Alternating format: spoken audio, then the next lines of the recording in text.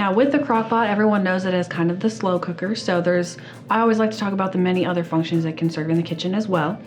Now, one of the first ones I always think of is using it for a different form of cooking method. So we talked about the saute pan, and what you can do with your crock pot is turn it up on high, put that oil in the base, cook down or stir fry whatever you want to do first, and then add in the rest to continue its function as a slow cooker, or you could just even use it as kind of like a stovetop or countertop option to cook without using your stove.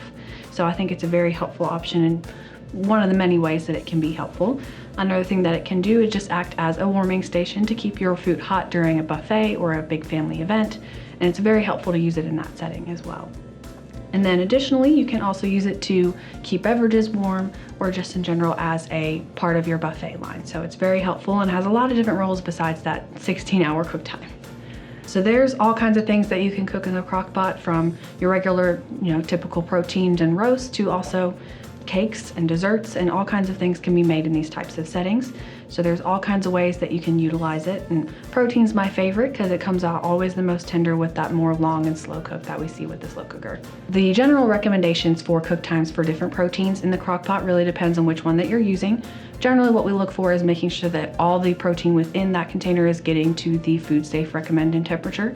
So with poultry and chicken products, that's going to be 165 degrees Fahrenheit, and with fish and beef, a minimum of 145 is what we'd like to see with those types of proteins. So after the crock pot, if you're not one for dishes, one of easy ways that you can kind of utilize this crock pot to really your best advantage is two different options. Is they do actually sell crock pot slings, so they're like a liner for the inside of the crock pot, that once you're done using it, you can remove the liner once it's cooled down and throw it away and put away your crock pot. No additional dishes added there, and it's a really helpful tool to get that as well.